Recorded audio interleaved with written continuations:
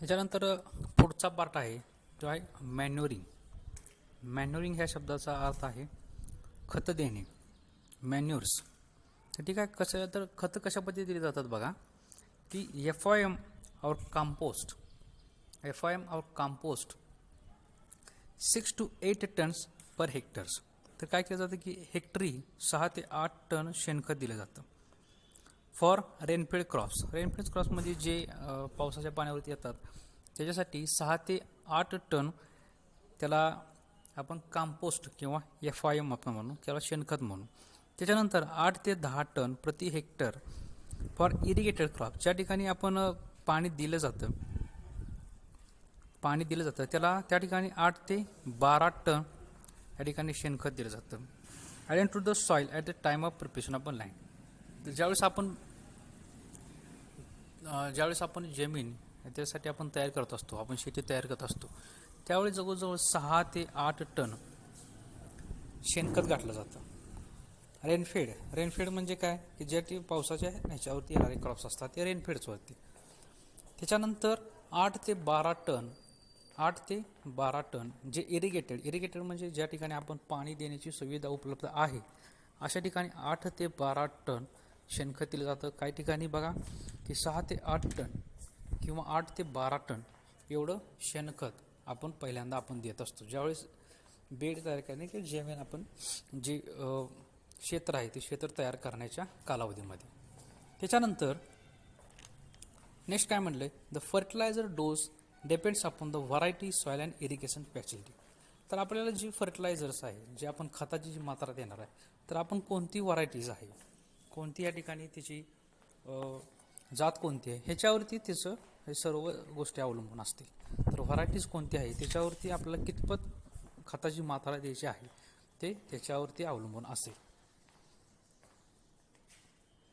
Variety, soil म्हणजे मातीचा प्रकार कोणता असेल. त्याच्यानंतर इरिगेशन फॅसिलिटीज म्हणजे आपल्याला जे पाणी द्यायचे आहे तर पाणी द्यायची सुविधा कितपत असेल, त्याच्यावरती फर्टिलायझरची मात्रा, फर्टिलायझरचा डोस या ठिकाणी त्याच्यावरती अवलंबून असेल. त्याच्यानंतर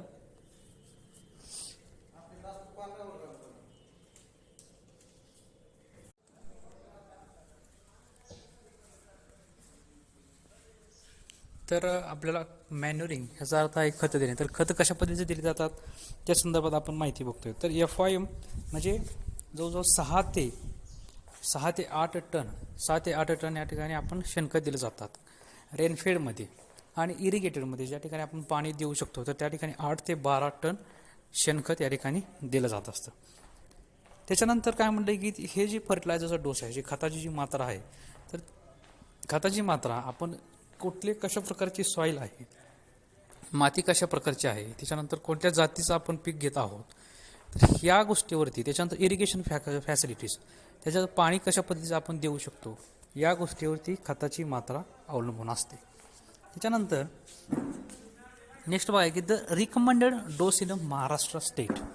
तर आपल्या महाराष्ट्रामध्ये रिकमेंडेड म्हणजे ज्या वेगवेगळ्या संस्था असतात तर या संस्थेने खताची एक विशिष्ट मात्रा ठरवून दिली असते. तर ते कशा पद्धतीची मात्रा आहे, रिकमेंडेड डोस कशा पद्धतीचा आहे, तर काय म्हटलं जातं की लोकल इम्प्रूव्ड म्हणजे आपल्या ज्या स्थानिक व्हरायटीज आहेत तर त्यासाठी कसं असेल, तर 25 किलो नायट्रोजन, 12.5 किलो पोटॅशियम,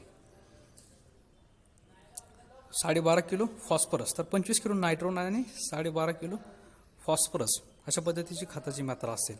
त्याच्यानंतर लोकल व्हरायटीज काय आहे, तर लोकल व्हरायटीजमध्ये कसे असेल, तर 50 किलो नायट्रोजन आणि 25 किलो फॉस्फरस. P2O5 म्हणजे फॉस्फरस आणि K2 म्हणजे पोटॅशियम. तर 50 किलो नायट्रोजन, 25 किलो फॉस्फरस. त्याच्यानंतर खरीप हायब्रिड व्हरायटीज, जे हायब्रिड व्हरायटीज आहेत, संकरित व्हरायटीज असतील, संकरित जाती असतील, तर त्याचं कायसाठी आहे, तर 75 किलो नायट्रोजन, 62 किलो फॉस्फरस आणि 62 किलो पोटॅशियम ही प्रति हेक्टर असेल. हेक्टरी नायट्रोजन, फॉस्फरस आणि पोटॅशियम NPK असा डोसचा मात्रा असेल. नायट्रोजन, फॉस्फरस आणि पोटॅशियम म्हणजे NP आणि K. तर 75 किलो नायट्रोजन, 62 किलो असे ते फॉस्फरस असेल आणि नंतर 62 किलो असेल ते पोटॅशियम असेल. त्याच्यानंतर रब्बी हायब्रिड, रब्बी सीझनमध्ये घेतलेले जे संकरित असतात तर त्याच्यामध्ये कशी मात्रा असेल तर यांची 125 किलो नायट्रोजन, 75 किलो फॉस्फरस आणि 62 किलो पोटॅशियम अशा पद्धतीची खताची मात्रा असेल. त्याच्यानंतर काय म्हटलंय, for rainfed local crop all NPK are applied before sowing. तर पेरणीच्या पूर्वी, तर रेनफेड क्रॉप्समध्ये असतील तर ज्या ठिकाणी पावसावरती येणारी शेती असेल तर पहिल्यांदा त्याला आपण पेरणीच्या पूर्वी या ठिकाणी नायट्रोजन, फॉस्फरस आणि पोटॅशियम या ठिकाणी त्यांना देत असतो. त्याच्यानंतर for hybrid and irrigated crop half dose of nitrogen and full dose of phosphorus आणि potassium as given at the time of sowing. तर पेरणीसोबतच, तर इथं काय म्हणलं की पेरणीसोबतच या ठिकाणी अशा पद्धतीची खतं देत असतो. हाफ डोस ऑफ नायट्रोजन म्हणजे पहिल्यांदा नायट्रोजनचा अर्धा डोस आणि फॉस्फरस आणि पोटॅशियमचा उरलेला डोस. तर काय केलं जातं, पेरणीसोबतच दिला जातो. आणि उरलेला जो हाफ डोस आहे तो आफ्टर सोविंग नंतर पेरणीच्या 1 महिन्यानंतर उरलेला जो नायट्रोजनचा डोस आहे तो दिला जातो. तर बघा ह्याच्यामध्ये आपण कन्फ्युजन करून घ्यायचं नाही. तर मॅन्युरिंग म्हणजे खतं देण्याचा जो प्रकार आहे तर कशा पद्धतीने दिला जातो, तर पेरणीसोबत पहिल्यांदा नायट्रोजन, फॉस्फरस आणि पोटॅशियम आहे तो पेरणीसोबतच दिला जातो. आणि काही ठिकाणी नायट्रोजन, फॉस्फरस आणि पोटॅशियम मधला नायट्रोजनचा जो डोस आहे फॉर हायब्रिड आणि इरिगेटेड, जर संकरित बियाणं असतील तर संकरित बियाण्यासाठी काय केलं जातं, तर पहिल्यांदा पेरणीसोबतच नायट्रोजनचा अर्धा डोस दिला जातो आणि त्याच्यानंतर उरलेला जो नायट्रोजनचा पुढचा जो अर्धा डोस बाकी आहे तो पेरणीनंतर 1 महिन्यानंतर दिला जातो. तर बघा की 2 प्रकारचा डोस दिला जातो. 1 महिन्यानंतर काय असलं उरलेला अर्धा आणि पेरणीच्या सोबत पहिल्यांदा अर्धा. तर अशा पद्धतीचे 2 डोस दिले जातात. तर नायट्रोजन, फॉस्फरस आणि पोटॅशियम असे 3 वेगळ्या प्रकारचे डोस या ठिकाणी दिले जातात. त्याच्यानंतर काय म्हटलंय की इरिगेशन म्हणजे पाणी देणं. तर कशा पद्धतीचं आपल्याला पाणी द्यायचं लागतं, तर jowar is a drought resistance crop. तर ज्वारी जी आहे ती ड्राउट रेजिस्टन्स म्हणजे कमी पाण्यामध्ये येणारे पीक आहे. Jowar is a drought resistance crop म्हणजे ज्वारी जी आहे ती कमी पाण्यामध्ये येणारं पीक आहे. In kharif season jowar crop is grown under rainfed condition so there is no need of irrigation. Rainfed condition म्हणजे काय की खरीप सीझनमध्ये जो पावसाच्या पाण्यावरतीच हे ज्वारी पीक पूर्णपणे येत असतं. त्यामुळे त्याच्यासाठी असं विशिष्ट इरिगेशन म्हणजे विशिष्ट आपल्याला पाणी देण्याची गरज या ठिकाणी भासत नाही. In kharif season jowar crop is grown under rainfed condition so there is no need of irrigation. तर पावसाच्या पाण्यावरतीच येणार या ठिकाणी हे पीक आहे. But it rainfall is below 500 mm or under a long dry spell 1 to 2 protective irrigation may be given at a hybrid ज्वारी. तर ज्या ठिकाणी 500 mm पेक्षा ज्यावेळेस कमी पाऊस पडत असतो किंवा जी ज्वारी हायब्रिड आहे तर अशा हायब्रिड ज्वारींसाठी 1 ते 2 वेळा पाणी देण्याची गरज असते. तर बघा काय म्हटलंय की ज्वारी हे पावसाच्या पाण्यावरती येणारं पीक आहे त्यामुळे विशेष करून त्याला पाणी देण्याची गरज नाही. तर बघा की बऱ्याच ठिकाणी काय केलं जातं की आपल्या शेतामध्ये नुसती अशी ज्वारी पेरून ठेवली जाते, परंतु वास्तविकता त्याची नंतर आपल्याला त्याच्यातून आपण काय पाणी देत नाही आणि जे पावसाचं पाणी आहे त्या पावसाच्या पाण्यावरती ज्वारी चांगल्या पद्धतीची येत असते. तर काय म्हणले की जी हायब्रिड ज्वारी आहे तर त्या ठिकाणी त्यांना काही वेळेस इरिगेशन म्हणजे पाणी देण्याची गरज भासू शकते. तर काय म्हटलंय बघा, तर in rabi as irrigated crop, तर रब्बीमध्ये irrigated crops irrigation should be given at 4 critical stage. तर रब्बीमध्ये या ठिकाणी खरीपमध्ये काय असतं, खरीपमध्ये जूनचा महिना असतो आणि त्याच्यामुळे पाणी देण्याची गरज भासत नाही. असंच आपल्याला पाणी देण्याची गरज भासत नाही कारण पावसाच्या पाण्यावरतीच पीक येऊ शकतं. परंतु रब्बी सीझनमध्ये म्हणजे जो दिवाळीच्या सप्टेंबर ऑक्टोबरच्या मध्ये जो सीझन आहे तर त्या सीझनमध्ये आपल्याला या ठिकाणी पाणी देण्याची गरज आहे. तर कशा पद्धतीचं पाणी दिलं जातं, तर त्याच्यासाठी 4 क्रिटिकल स्टेजेस आहे. 4 क्रिटिकल स्टेजेस म्हणजे काय की पाणी देण्यासाठीची असणारी योग्य अवस्था, पिकाला पाणी देण्यासाठीची असणारी योग्य अवस्था. तर कशी आहे, तर क्रिटिकल स्टेजेस काय आहे, तर 1 नंबर आहे ग्रँड ग्रोथ स्टेज म्हणजे 20 ते 25 तर समजा की पेरणीच्या 20 ते 25 दिवसानंतर आपल्याला पाणी देणं गरजेचं आहे, त्याला ग्रँड ग्रोथ स्टेज म्हणतात. नेक्स्ट आहे बूट स्टेज. बूट स्टेज म्हणजे 40 ते 50 दिवसानंतर, पेरणीच्या 40 ते 50 दिवसानंतर जी अवस्था येते त्याला बूट स्टेज म्हणतात. बूट स्टेज म्हणजे काय की वाढीसाठी गरजेची असणारी योग्य परिस्थिती, त्याला बूटिंग स्टेज असं म्हटलं जातं. त्याच्यानंतर पेरणीच्या 65 ते 70 दिवसानंतर फ्लावरिंग स्टेज. फ्लावरिंग स्टेज म्हणजे फुलं येण्याची परिस्थिती असते. तर पेरणीनंतर 65 ते 70 दिवसानंतर ज्यावेळेस फुलं येतात त्यावेळेससुद्धा पाणी दिलं जातं, त्याला म्हणतात फ्लावरिंग स्टेज. त्याच्यानंतर 19 डेज आफ्टर सोविंग म्हणजे 90 दिवसानंतर, पेरणीच्या 90 दिवसानंतर सुद्धा पाणी दिलं जातं, त्याला काय म्हटलं जातं ग्रेन डेव्हलपमेंट स्टेज. त्याला म्हटलं जातं ग्रेन डेव्हलपमेंट स्टेज म्हणजे पेरणीच्या 90 दिवसानंतर जे पाणी देण्याची गरज असते त्याला म्हटलं जातं ग्रेन डेव्हलपमेंट स्टेज. तर बघा की 7.5 centimetre water is given at each irrigation. तर 7.5 सेंटीमीटरपर्यंतचं पाणी, प्रत्येक पाणी देण्याच्या वेळेस 7.5 सेंटीमीटरपर्यंत पाणी दिलं जातं. तर बघा की 4 वेगवेगळ्या, ज्यावेळेस आपण रब्बीमध्ये ज्यावेळेस ज्वारी घेतो त्यावेळेस 4 वेगवेगळ्या अवस्थे असतात, त्याला क्रिटिकल स्टेजेस म्हणतात. तर 4 वेगवेगळ्या अवस्थेमधून पाणी दिलं जातं. ते पहिले आहे ग्रँड ग्रोथ स्टेज. नंतर ग्रँड ग्रोथ स्टेज जी आहे ती 20 ते 25 दिवसानंतर, पेरणीच्या 20 ते 25 दिवसानंतर जी स्टेज येते त्याला ग्रँड ग्रोथ स्टेज असे म्हणतात. तर त्यावेळेस पाणी देणं गरजेचं आहे. त्याच्यानंतर बूट स्टेज म्हणजे 40 ते 50 दिवसानंतर पेरणीच्या जी स्टेज येते त्याला बूट स्टेज म्हणतात. तर त्यासाठी त्यावेळेससुद्धा पाणी देण्याची गरज आहे. त्याच्यानंतर फ्लावरिंग स्टेज म्हणजे 65 ते 70 दिवसानंतर जे पाणी देण्याची गरज आहे त्या फ्लावरिंग स्टेज म्हणतात. तर त्यावेळेससुद्धा पाणी देण्याची गरज आहे. त्याच्यानंतर ग्रेन डेव्हलपमेंट स्टेज म्हणजे 90 दिवसानंतर, पेरणीच्या 90 दिवसानंतर जी स्टेज येते, जी अवस्था येते त्याला म्हणलं जातं ग्रेन डेव्हलपमेंट स्टेज म्हणजे धान्याचा पूर्णपणे विकास होत असतो किंवा धान्य व्यवस्थितरित्या मॅच्युअर होत असतं. तर त्यावेळेससुद्धा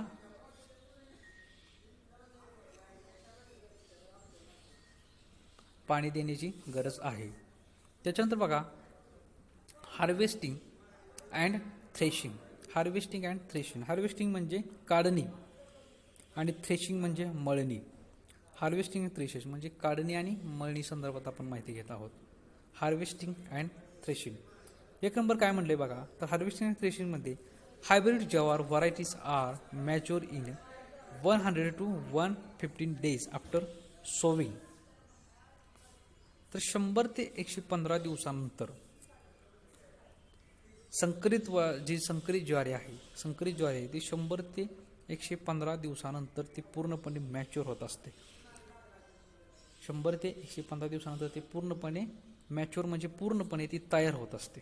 आणि लोकर व्हरायटी जी आहे, लोकर म्हणजे आपली जी गावठी व्हरायटी आहे ती 120 ते 150 दिवसानंतर. म्हणजे बघा की जर ज्वारी जे पीक आहे ते सरासर 4 महिन्याचं पीक आहे. तर 4 महिन्यामध्ये जवळजवळ 100 ते 115 दिवसात म्हणजे संकरित ज्वारी आहे ती पूर्णपणे काढणीसाठी येत असते. आणि बाकीच्या ह्याच्यामध्ये 120 ते आपली जी लोकल व्हरायटी आहे 120 ते 150 दिवस म्हणजे जवळजवळ 4 ते 5 महिन्याची ज्वारी आपण म्हणतो. तर जवळजवळ 5 महिन्यानंतर ती जी ज्वारी आहे ती काढणीसाठी योग्य या ठिकाणी ठरत असते. नंतर काय म्हटलंय, तर काढणी करायचं असेल तर आपल्याला 4 ते 5 महिन्यानंतर, संकलित असेल तर 4 ते 4.5 महिन्यानंतर, आणि जे आपलं देशी ज्वारी असेल ते 4 ते 5 महिन्यानंतर या ठिकाणी काढण्यासाठी योग्य परिस्थिती निर्माण होते.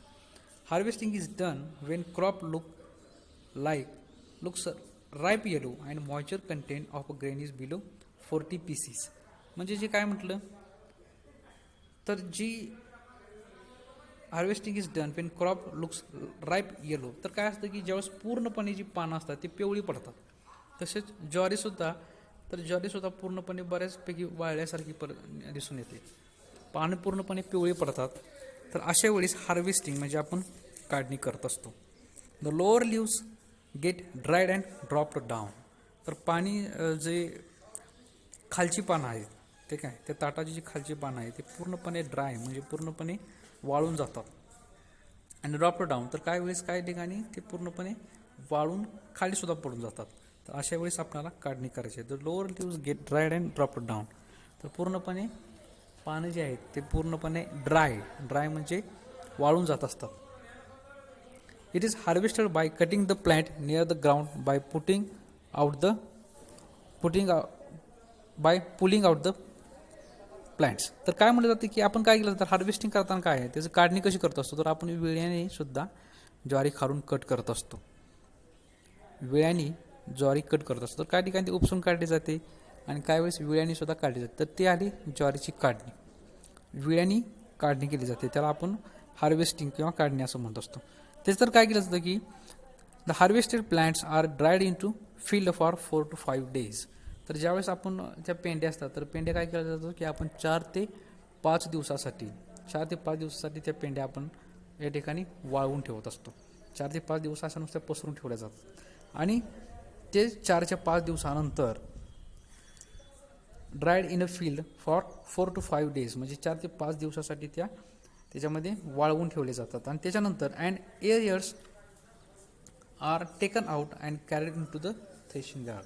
तर आपण काय केलं जातं की कणसं त्या ज्वारीची जी कणसं आहेत तर ती कणसं पूर्णपणे काढून टाकतो आणि त्याच्यानंतर मळणी यंत्रासाठी किंवा मळणी करण्यासाठी आपण घेऊन जात असतो. बघा तर काय म्हटलंय की जे हायब्रिड ज्वारी असेल संकरित ज्वारी असेल तर 100 ते 115 दिवसानंतर म्हणजे जवळजवळ 4 महिन्यानंतर 4 महिन्याच्या आसपास जे आहे ते हायब्रिड ज्वारी असते. तर हायब्रिड ज्वारी 4 महिन्यानंतर काढणीसाठी येत असते आणि आपली जी लोकल ज्वारी आहे ती 4 ते 5 महिन्यानंतर या ठिकाणी काढणीसाठी येत असते. ही आली लोकल ज्वारी आणि हायब्रिड ज्वारी ही वेगवेगळे 2 प्रकार आले. त्याच्यानंतर काय केलं जातं बघा की आपण कसं ओळखायचं की या ठिकाणी ही असं काढणीसाठी आलेले आहे. तर त्याच्यामध्ये पानं पूर्णपणे पिवळी पडतात. काही ठिकाणी पानं जे आहेत ते ड्राय म्हणजे पूर्णपणे वाळून पूर्णपणे पानं वाळतात. काही ठिकाणी पानं खाली पडून जातात जे त्या क्रॉपमधून त्या पिकामधून पानं वेगळी होतात. तर अशा पद्धतीची परिस्थिती असेल तर त्यावेळेस त्याला आपण म्हटलं जातं की आता ते योग्य पद्धतीने मॅच्युअर झालेलं आहे. त्याच्यानंतर काय केलं जातं की खुरप्याच्या सहाय्याने आपण ती ज्वारी खालून काढून घेतो कट करून घेतो आणि त्याच्या पूर्णपणे एका बाजूला साईडला ठेवून 4 ते 5 दिवसासाठी आपण वाळवून ठेवतो. 4 ते 5 दिवस वाळवून ठेवल्यानंतर ते पुन्हा थ्रेशिंगसाठी म्हणजे मळणी करण्यासाठी आपण ते घेऊन जातो. Sometimes harvesting is done bye nipping the hairs from standing crops. तर काय केलं जातं की ती कणसं असतात ठीक आहे. तर ते कणसं आपण पूर्णपणे हार्वेस्टिंग म्हणजे काय केलं जातं तर कणसं एका ठिकाणी बाजूला काढली जातात. तर काही ठिकाणी काय होतं की जे पीक उभ्या पिकामध्येच कणसं आपण बाजूला करतो. काही ठिकाणी स्टँडिंग क्रॉप्समध्ये उभ्या पिकामध्येच कणसं बाजूला केले जातात. त्याच्यानंतर काय म्हटलंय they are spread on a threshing floor आणि ड्रायड फॉर 3 to 4 days. तर काय केलं जातं की काही ठिकाणी आपण वेळेच्या साह्याने खालून ज्वारी बाजूला काढतो तर काही ठिकाणी नुसती कणसंच आपण बाजूला काढत असतो. अशा 2 पद्धतीने हार्वेस्टिंग म्हणजे काढणी केली जाते. तर काय केले जातात कणसं बाजूला काढून नंतर आपल्या एखाद्या वाळवण्यासाठी 3 ते 4 दिवस आपण ते कणसं पूर्णपणे वाळवून टाकत असतो. Harvesting of fodder is done 50 to 60 days after sowing by cultivating plant near to the ground. ठीक आहे. तर फॉडर पर्पजेस म्हणजे जर आपण जनावरांसाठी जर चारा म्हणून जर आपण ज्वारी पेरली असेल आपल्या जनावरांना चारा म्हणून जर आपण ज्वारी पेरली असेल तर ती ज्वारी जवळजवळ 50 ते 60 दिवसानंतर आपण ती काढत असतो म्हणजे हिरवा चारा म्हणून. जनावरांसाठी हिरवा चारा म्हणून ज्यावेळेस आपण ज्वारीची पेरणी करतो ते 50 ते 60 दिवसानंतर त्याची काढणी केली जाते आणि आपल्याला पीक म्हणून म्हणजे खाद्य म्हणून ज्यावेळेस आपण ज्वारी करतो त्यावेळेस ही ज्वारी जवळजवळ 4 ते 5 महिने नंतर आपण ते काढणी करत असतो. तर हे काढणीचे वेगवेगळे प्रकार आहेत. त्याच्यानंतर बघा थ्रेशिंग या शब्दाचा अर्थ आहे मळणी.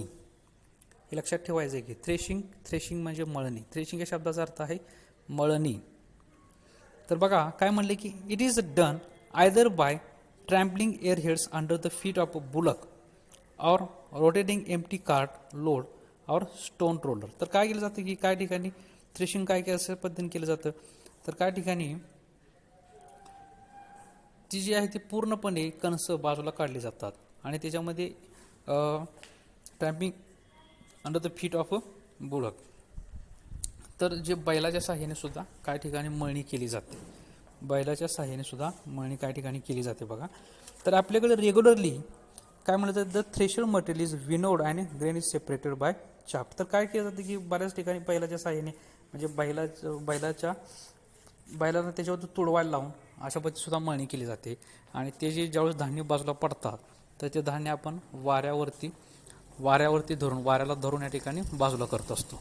तर बऱ्याच ठिकाणी की आपण काय केलं जातं की हाताने बडवून सुद्धा ते कणसं आहे ते कणसाला हाताने बडवून ते धान्य बाजूला काढले जातात आणि नंतर पुन्हा ते वाऱ्याला धरून या ठिकाणी साफ केले जातात. तर त्याला विनोविंग असं म्हणतात. वाऱ्याला ज्यावेळेस आपण कणसं धरत असतो वाऱ्यावरती त्याला विनोविंग असं म्हटलं जातं. त्याच्यानंतर बघा की काय म्हटलंय की नाऊ डे तर आत्ताच्या काळामध्ये काय केलं जातं की पॉवर थ्रेशर. तर बघा की हलर असतं तर हलरवरती आपण घेऊन जाऊन कणसं हलरावरती घेऊन जाऊन आपण अशा पद्धतीने थ्रेशिंग म्हणजे मळणी करत असतो सध्या. Nowadays it is done by power थ्रेशरच्या साहाय्याने हलराच्या साहाय्याने आपण या ठिकाणी मळणी करत असतो. तर ग्रेन आज पॅक्ड इन गनी बॅग्स. तर नंतर ज्यावेळेस मळणी पूर्ण होते त्यावेळेस जी धान्य आहे ते आपण गनी बॅग्स म्हणजे आपण त्या पोत्यामध्ये भरून ठेवत असतो. तर मग काय म्हटले की थ्रेशिंग काय ठिकाणी पूर्वी काय केलं जातं की धान्य बडवले जायचे आणि त्याच्यानंतर ते वाऱ्यावरती धरले जायचे. पण आत्ताच्या परिस्थितीमध्ये काय केलं जातं की मळणी यंत्र आहे तर मळणी यंत्राच्या सहाय्याने आपण त्याची मळणी करत असतो. म्हणजे थ्रेशिंग या शब्दाचा अर्थ आहे मळणी. ते जर बघा त्याच्यानंतर इल्ड या शब्दाचा अर्थ आहे उत्पन्न. तर इल्ड कसं आहे बघा त्याचं उत्पन्न काय आहे इन रेनफेड लोकल. तर आपली जी लोकल व्हरायटीज आहे तर त्याच्यामध्ये काय चालतं की 4 ते 5 क्विंटल प्रति हेक्टर. तर 2.5 एकरामध्ये 4 ते 5 क्विंटल या ठिकाणी उत्पन्न येऊ शकतं रेनफेडमध्ये. त्याच्यानंतर काय म्हणलं की रेनफेड इम्प्रूव्ड्स खरीफ इम्प्रूव्डमध्ये त्याच्यामध्येच काय सुधारणा केलेली रेनफेड इम्प्रूव्ज म्हणजे त्याच्यामध्ये सुधारणा केली. तर त्याच्यामध्ये 10 ते 12 क्विंटल प्रति हेक्टर या ठिकाणी उत्पन्न 2.5 प्रति हेक्टर निघू शकतं. 10 ते 12 क्विंटल प्रति हेक्टर. त्याच्यानंतर काय म्हटले बघा की हायब्रिड हे संकरित ज्वारी असते. तर संकरित ज्वारी बघा किती मोठ्या प्रमाणात उत्पन्न देते. तर संकरित ज्वारीचं उत्पन्न आहे 30 ते 45 क्विंटल प्रति हेक्टर. संकरित जी ज्वारी आहे तर संकरित ज्वारीचं उत्पन्न आहे 30 ते 45 क्विंटल प्रति हेक्टर. त्याच्यानंतर रेनफेड लोकल रब्बी. तर रब्बीमध्ये तर ॲक्च्युली खरीपमध्येच ज्वारीचं सर्वाधिक जास्त उत्पन्न असतं. तर रब्बीमध्ये जे आहे ते जवळजवळ 6.5 क्विंटल प्रति हेक्टर तर रब्बी सीझनमध्ये निघत असतं. त्याच्यानंतर इरिगेटेड रब्बीमध्ये इरिगेटेड लोकल रब्बी ठीक आहे. तर इरिगेटेड म्हणजे आपण ज्या ठिकाणी पाणी देऊन असतो तर रब्बीमध्ये ज्वारीचं जास्त उत्पन्न निघत नाही. तर खरीपची ज्वारी या ठिकाणी योग्य असते. तर इरिगेटेड रब्बी म्हणजे ज्यावेळेस आपण पाणी देऊन आपण ज्यावेळेस ज्वारी करत असतो तर त्याच्यामध्ये 12 ते 18 क्विंटल प्रति हेक्टर या ठिकाणी त्याचं उत्पन्न निघत असतं. त्याच्यानंतर काय म्हटलंय की फॉडर म्हणजे काय असेल तर फक्त आपण जनावरांना